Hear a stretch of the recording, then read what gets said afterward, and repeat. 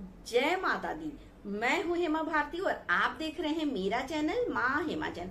तो फ्रेंड्स, एक और नई वीडियो में बहुत बहुत स्वागत है आप सबका। उम्मीद करती हूँ कि आप सब स्वस्थ होंगे, मस्त होंगे और जहाँ कहीं भी होंगे बहुत खुश होंगे। और इस वीडियो में जानते हैं कि हमें सुबह सवेरे उठ करके सबसे प्रथम कौन से ऐसे हैं 3 कार्य जिसे सबसे पहले करना चाहिए। चलिए एक एक करके तीनों कार्य मैं बता देती हूँ, और इस कार्य को अगर आप करेंगे तो आपको तरक्की से कोई भी रोक नहीं सकता है।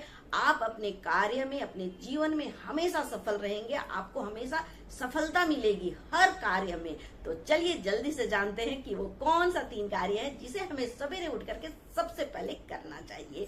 तो चलिए, अगर आपको मेरा वीडियो अच्छा लगे तो लाइक शेयर कमेंट कर दीजिएगा। मेरे चैनल में नए हैं तो चैनल को सब्सक्राइब कर दीजिएगा, बेल आइकन प्रेस कर दीजिएगा ताकि मेरे वीडियो के नए नोटिफिकेशन सबसे पहले आप तक पहुंचे। आप भी मेरे जैसे ही माता रानी के भक्त हैं तो मेरे कमेंट बॉक्स में जय माता दी लिखना ना भूलें। और चलिए जल्दी से अब शुरू करते हैं कि सुबह उठ करके हमें कौन से कार्य सबसे पहले करने चाहिए। तो देखिए, जैसे ही आप सुबह में उठते हैं ना, तो सबसे प्रथम जैसे ही आंख आपका खुला तो आपको कोई भी चीज नहीं देखना चाहिए। सबसे पहले आंख खुलते ही जो देखना है वो चीज है आपके दोनों हथेली। उठते के साथ जैसे आपकी आंख बंद है, जैसे आप उठे ऐसे खोले तो कहीं भी मत देखिए, सीधे आप आंख खोल ले, मतलब उसके पहले ही अपने हाथ को ले आइए कि अब हम आंख खोलने जा रहे हैं। आंख खोलने से पहले हाथ ले आइए और सीधे अपने हाथों के दर्शन कीजिए, क्योंकि ये जो हथेली होता है ना, ये जो दोनों हाथ है, हथेली है ना, इसमें ही आपका सब कुछ है। इसी हाथ में तो सारा चीज है, सारा लाइफ है, सारा जिंदगी है। तो इसलिए उठते के साथ हमें अपने हाथों को, हथेलियों को ऐसे जोड़ करके और जरूर से जरूर देख लेना चाहिए। सबसे प्रथम कार्य यही करना है।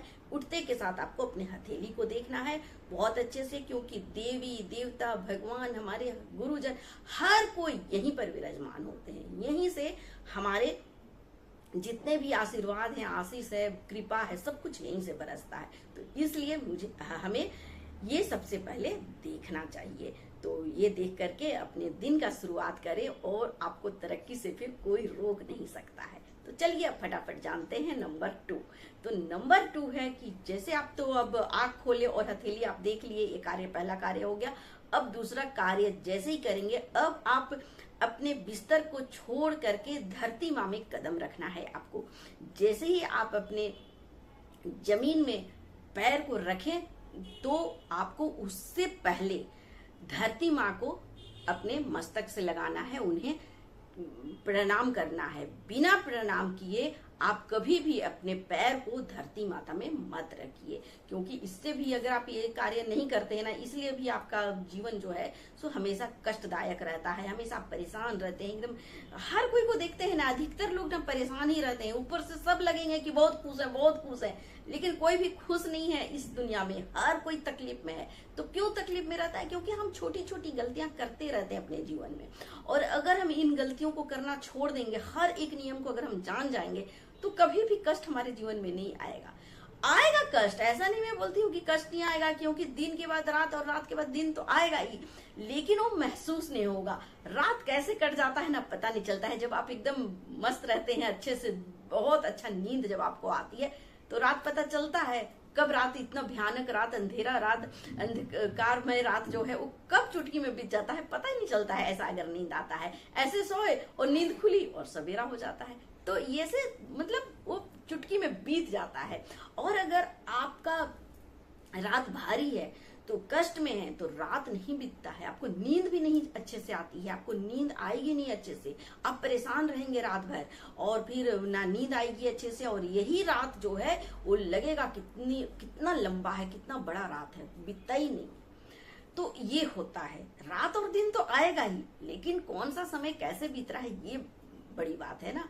तो सुख और दुख आएंगे, लेकिन अगर दुख आया भी ना तो आपको पता नहीं चलेगा, दुख यूं चुटकी में गुजर जाएगा, पता नहीं चलेगा। तो ये होती है बात। इसलिए हमें अपने दिनचर्या में अपने जो कार्य हैं सबको सही करते चलना है। अगर आप सही करेंगे ना, एक के बाद एक सही कार्य करते चलेंगे, तो कभी भी आपको तकलीफ नहीं होगा, कष्ट नहीं होगा, परेशान नहीं रहेंगे, आपका हंसी खुशी जिंदगी चलते रहेगा। तो तो ये हो गया दूसरी बात कि जब भी आप अपना सुबह में उठते हैं और जब आप अपना पैर रखते हैं जमीन पे, धरा पे, तो उससे पहले आपको भूमि को अपने माथे से लगा लेना है, उसे छू करके प्रणाम करना है और हर गलती सलती क्षमा मांगना है, उनका आदर सत्कार करना है, फिर आपको अपना पैर जमीन में रखना है। ये हो गया। अब चलिए जानते हैं जल्दी से तीसरी चीज।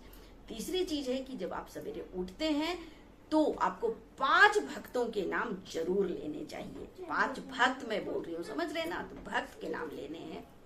तो कौन से भक्त हैं मैं वो भी आपको बता दे रही हूँ। जैसे कि स्वामी हरिदास जी, इनका ये क्योंकि ये भी बहुत बड़े भक्त थे, तो इनका नाम भी लेने से आपका दिन जो है बहुत ही अच्छा बीतेगा।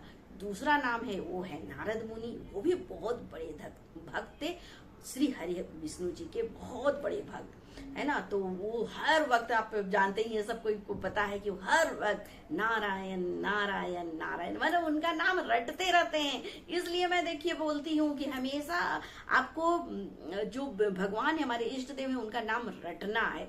उससे क्या होता है ना, जो आपके इष्ट देव हैं वो बहुत अत्यधिक प्रसन्न रहते हैं और कृपा बरसाते रहते हैं आप पर। तो इसलिए आपके जो भी हैं इष्ट देव, जिस भी आप भगवान को मानते हैं, उनका नाम रटते रहिए, हमेशा जुबान पे होना चाहिए।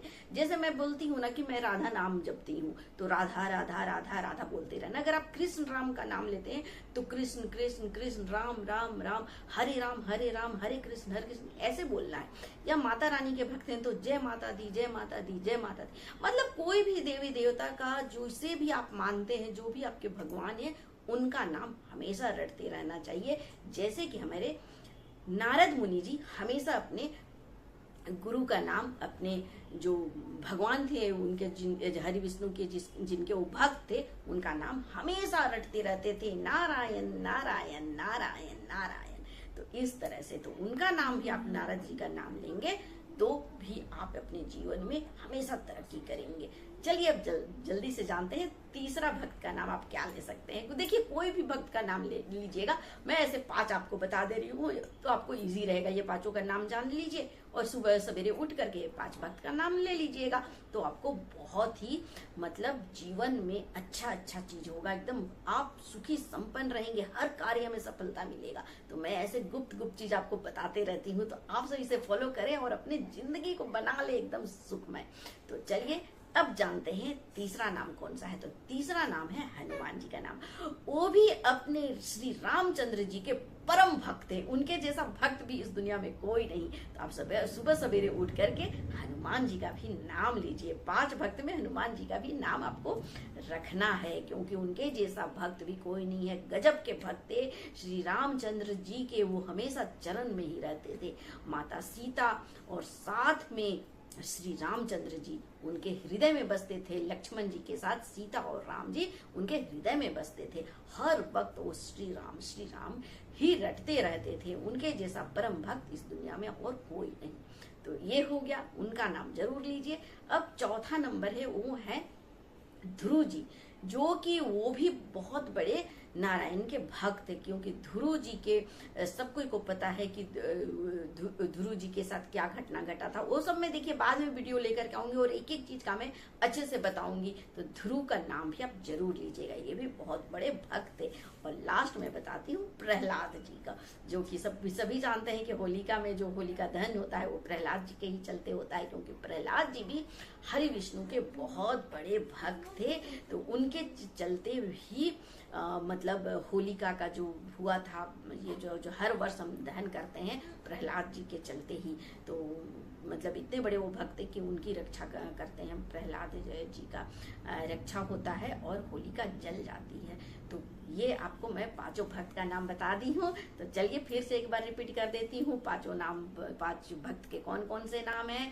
तो पहला हो गया नारद जी, श्री हरिदास जी, नारद जी, हनुमान जी, ध्रुव जी, प्रहलाद जी, और भी आप ऐसे भक्त देख लीजिए, जो जिसका भी आपको नाम पसंद आता है वैसे नाम चुन लीजिए। और सुबह सवेरे उठते ही 5 भक्त के नाम जरूर लीजिए। तो ये 3 कार्य करें और आपको इससे जिंदगी में, लाइफ में किसी भी दिन तरक्की से कोई रोक नहीं पाएगा। तो चलिए इसी तरह से आप तरक्की करते रहें, आगे बढ़ते रहें और खुश रहें, सदैव मेरा वीडियो देखते रहें। क्योंकि देखिए मेरा वीडियो देखेंगे ना तो सचमुच मैं बता रही हूँ कि आप हमेशा एकदम अति प्रसन्न रहेंगे, खुश रहेंगे। क्योंकि मेरे जीवन में ना मैं कष्ट और दुख को हमेशा बाय बाय कर देती हूँ, है ना। उसे मैं बिल्कुल, उसे कैसे सहना है, कैसे उसे हमें पार करना है कष्ट वाला जीवन को, वो मैं अपने वीडियो में बताती रहती हूँ। तो चलिए ऐसे ही अच्छे वीडियो को देखने के लिए मेरा वीडियो देखते रहें और अगले वीडियो में फिर मिलते हैं नए विषय के साथ। तब तक के लिए मुझे आज्ञा दीजिए। जय माता दी।